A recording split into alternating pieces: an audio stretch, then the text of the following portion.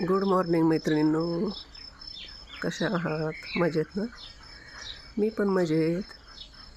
तर मैत्रिणींनो, गरमी एवढी वाढली की रात्री फॅन एवढा गरम हवा मारतो.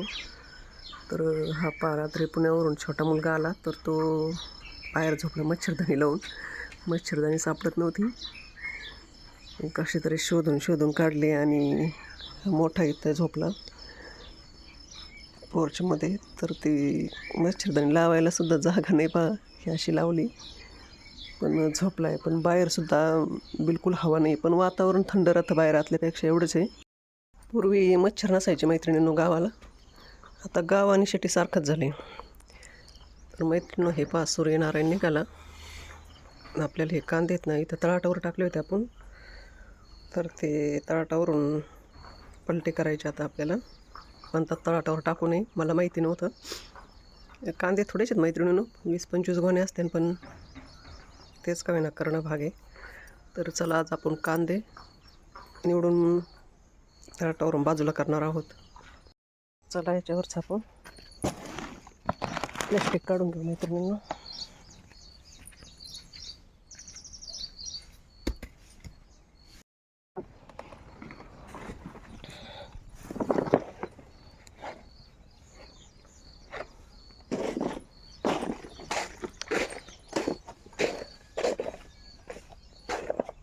तर हे पहा मैत्रिणींनो, आपले कांदे ना एकदम अंगणात टाकलेले आहेत.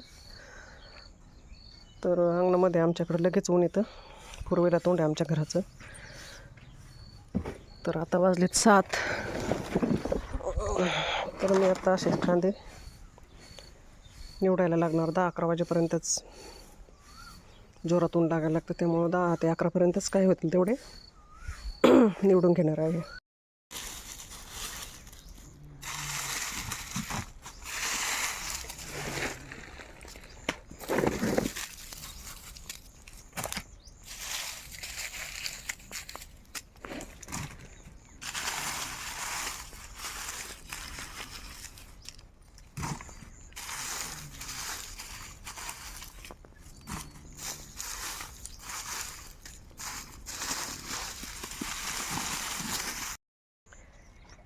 मंडळी, शेतकऱ्यांना खरोखर खूप संकटाचा सामना करावा लागतो.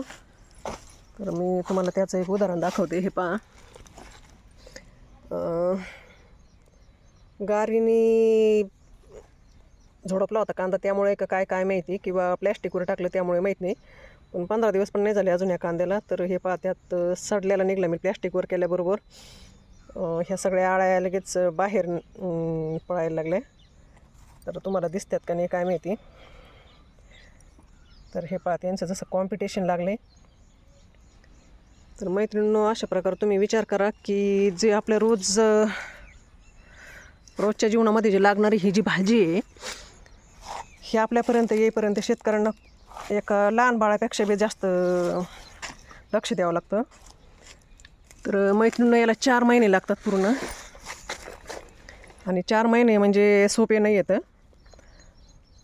तर पेरल्यापासून तर काढेपर्यंत दारे आले किंवा वातावरण बरोबर नसतं आजकाल, तर कांद्याला औषधं फवारण्या बाकी सगळं काढलं तर खूप काही संकट आहे त्याला. लाईट नसते, असली तरी खूप वेळा जाते. तर मैत्रिणींनो, मला एवढंच सांगायचं की खरोखर शेतकरीच म्हणजे ही गोष्ट करू शकतो, आणि नोकरदार वर्ग एवढा सामना नाही करू शकत. बरं, एवढं करून पण नोकरदाराचं कमीत कमी सकाळी ड्युटीला गेला, संध्याकाळी आलं, त्याचं एक फिक्स काहीतरी अमाऊंट असते, भेटते त्याला. तसं शेतकऱ्यांचं मैत्रिणी हे 4 महिने याला सांभाळून याचे एवढे संकट असतात. आणि आता 10 आणि 12 रुपये तो पण प्युअर कांद्याला भाव आहे. तर मैत्रिणी, तुम्ही विचार करा, हे म्हणजे किती अवघड आहे.